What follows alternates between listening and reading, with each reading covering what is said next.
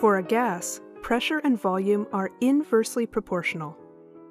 If you keep everything else constant, then as the pressure on a gas goes up, its volume goes down.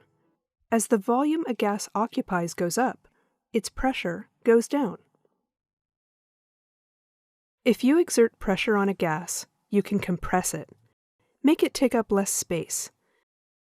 Imagine a hard container that measures how many times gas particles bang against the sides. The more the gas particles bang against the sides, the higher the gas pressure on the container.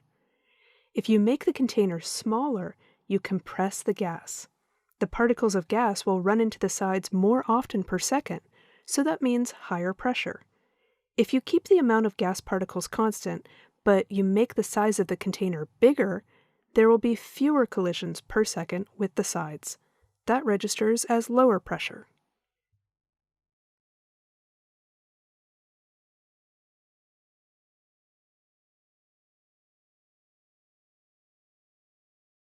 It's that time of year when you start seeing these little guys popping up everywhere, right? I love these little guys. Sugar, moisture, and tiny pockets of air. Right. So we're going to do some experiments with those tiny pockets of air. And that's what makes them so fluffy. Exactly, Okay. fluffy and light. So you can think about, inside a general PEEP, there's probably millions of tiny little air pockets. Really? And so Okay. we're not going to work with the PEEPs quite yet. We're going to hold off on that. All But right. so a balloon is kind of like one of those tiny little air pockets. Okay, and what we're going to do with the PEEPs eventually is we're going to put them inside this chamber, take the air out. Oh, okay. All right, so let's see what happens to a single air pocket if you do right. that. So we're So gonna, this is simulating what would be one single air pocket of all the many that you're talking about inside of here. Exactly. Okay. So we turn the air pump on, and you can see the balloon will immediately start to get bigger and bigger and bigger. All right. So as we reduce the air pressure inside the jar, the air molecules inside the balloon are still slamming against the balloon, causing it to inflate. Okay. Okay? And so it gets bigger and bigger and bigger. And at some point At here... some point we're going to pop. I'm getting No, nervous. it's not going to pop. I don't think. I think the balloon is small enough that it's going to expand, and it's pretty much going to fill nearly the entire jar. Wow. Now the fun part here is when you let the air back in. Oh! Or if it pops. Hey, there That you is go. cool. That is All right. nice. All right. So we're going to see if that's going to happen to the PEEPs themselves. Oh, all right. You're going to explode my beloved peeps? Well, Sad.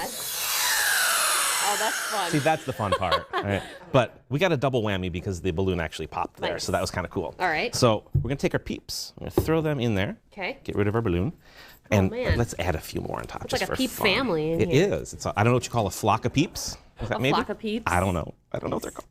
Okay. So we got the peeps in there. Let's turn the pump on. Start to remove the air. And again, Whoa. if you watch the peeps closely, you can see Oh, they're starting to burst almost. they're starting to get bigger. They're Yeah. starting to crack a little bit. Right.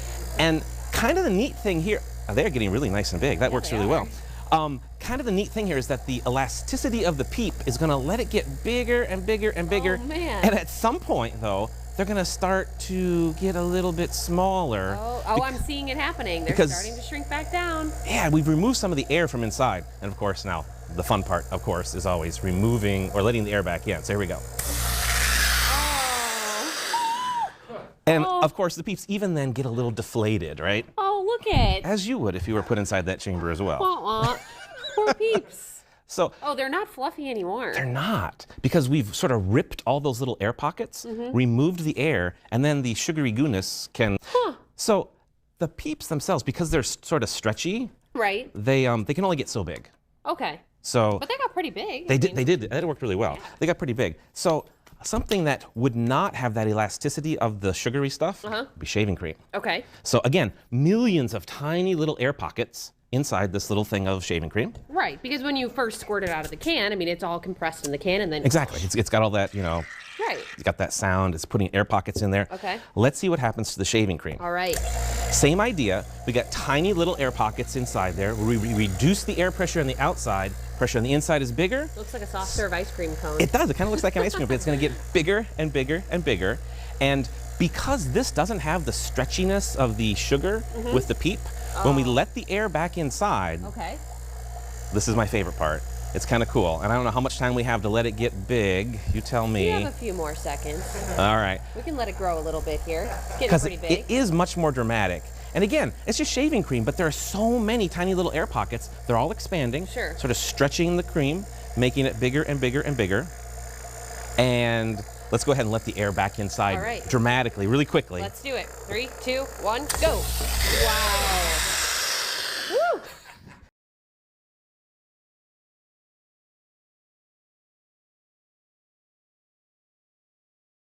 Let's take a look at the relationship between pressure and volume of a gas. To do this, we're going to imagine that we have a container similar to ones that we've looked at before, where I've got a plunger on one end. This container is filled with gas particles, which I'll indicate as usual by these red circles here.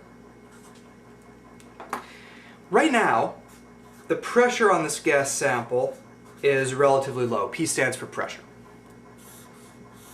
But as we've learned previously, because gas is compressible, I can put pressure on this piston and I can push it further into the container.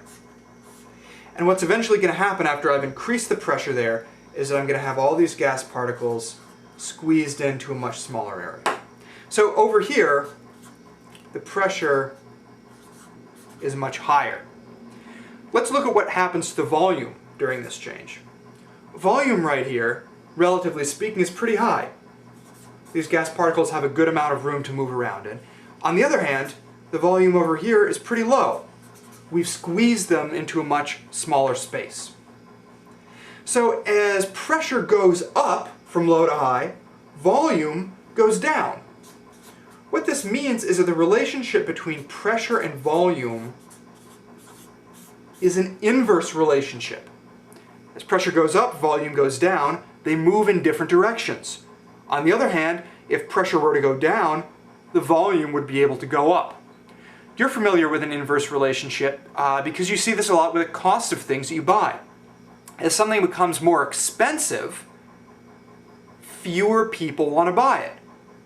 On the other hand, as the price of something lowers, more and more people want to buy it. So that's an example of an inverse relationship too, things moving in different directions. Pressure and volume also move in different directions because they have an inverse relationship. Let's look at how we can actually plug numbers into an equation and use this relationship to solve math problems. The relationship between pressure and volume of a gas is described by Boyle's law, which is named after the scientist who figured out what the relationship between pressure and volume of a gas was. Boyle's law can be stated that P1 times V1 equals P2 times V2. Boyle's law assumes that we have a gas and it experiences some sort of a change. Maybe we increase or decrease the pressure, change the volume in some sort of a way.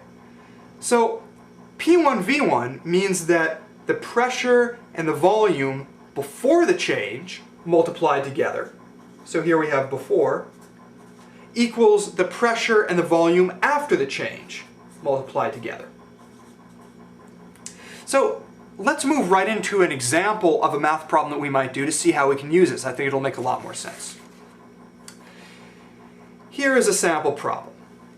We say here at 1.70 atm, a sample of gas takes up 4.25 liters.